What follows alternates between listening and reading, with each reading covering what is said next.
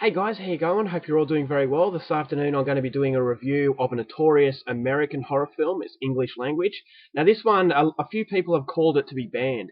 So I dismissed this as just another pseudo-snuff kind of film. So I didn't see it until yesterday. I actually saw it off a pirated copy. So, naughty me, but I couldn't find it anywhere else.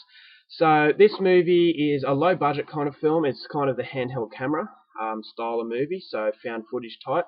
Released in 2007, directed by John Eric Dowdle, and this movie is called The Poughkeepsie Tapes. Now, I hope I pronounced that correctly, Ploughkeepsie, because that's how they said it on the movie. So basically, this is sort of a serial killer pseudo-snuff film, but it has a little bit more to it. So basically what we have, the start of the movie introduces us to the town of Ploughkeepsie, and the police have stormed this home and have found videotapes in a wardrobe, in a closet that has been abandoned, and all these videotapes that have been numbered. The police watch these tapes, and it's basically detailing the life of this serial killer that has plagued this town for quite a while. And police have no leads on him. He's a very smart individual. So basically, he's left them the tapes to basically try and come up with an insight and a profile behind this serial killer. So we go along for the ride, the horrifying ride, after we're introduced to these tapes as well. And in the meantime, we get an explanation from FBI profilers as to what makes this killer click. And so basically, it's a documentary slash pseudo snuff film. So that's basically a story.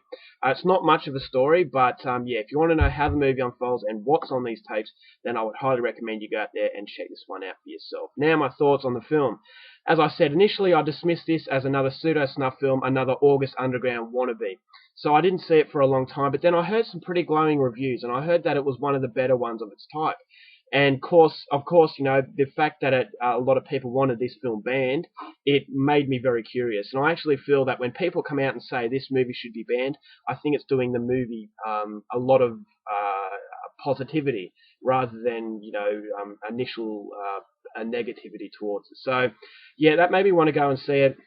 And after seeing it, I was actually really, really surprised, because this movie was a lot better than the likes of August Underground, Grotesque, and all those other kinds of films that are pseudo-snuff. They want to make it look real, and they try and go too far over the top with the bloodshed.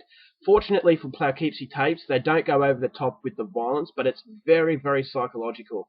And where this movie succeeds is where August Underground fails.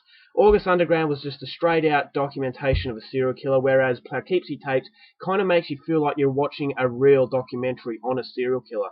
And during snippets of the serial killer's home videos, you get FBI profiles, obviously actors, but the FBI profiles in the movie that are talking about this serial killer, and they're basically talking about what serial killers and how they think, and the different types of serial killers. So that really made up for the lack of story, in my opinion, which made this movie head and shoulders above its kind.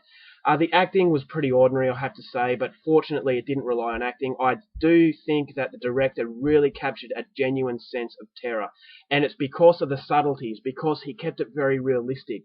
You get movies like August Underground's Mortem that goes so far over the top that it almost seems funny, that it kind of takes you out of the realms of reality, but this one, it keeps you firmly in grip with reality. And this could be your next door neighbor. That's what makes it so chilling.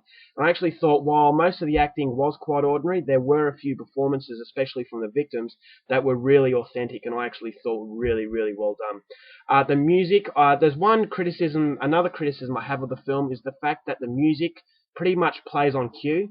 So there is a haunting scene, and a scene that's supposed to make you feel scared, but the music kind of dictates that, and it kind of has to show you when to feel scared, which is kind of insulting the intelligence of the audience. I feel that it's kind of like having a laugh track on a comedy. It's pretty much telling you when to laugh, where the funny moments are, instead of leaving it up to the viewer to decide. So I really didn't like that aspect to it. I thought it threw a lot of the realism out of it, but fortunately, it didn't ruin the film, because the film had a lot more going for it than just the videotapes. So I thought the explanations, and as the movie progresses, you get more and more fearful of this killer, sorry, not killers. And this guy was a real sicko, and you genuinely believed that he was a sicko and it wasn't overacted and it wasn't overdone, and as a result, I actually found myself enjoying the film. Now, that doesn't make me a sicko. That just makes me a fan of these extreme films done very well. I don't know why a lot of people want it banned, because it really isn't that bad. It's more of a psychological impact than it is a gore sort of a visual display. But yeah, fans of extreme cinema will like this one. I found myself enjoying it. I thought it was actually a pretty good horror film. And as a result of all that, I'm giving it 3.5 stars. This one really surprised me, and I'm sure it's going to surprise a lot of people out there as well. So that's all for my review on the Poughkeepsie Tapes. I hope you enjoyed it. Until next time, keep watching movies, and I'll see you later.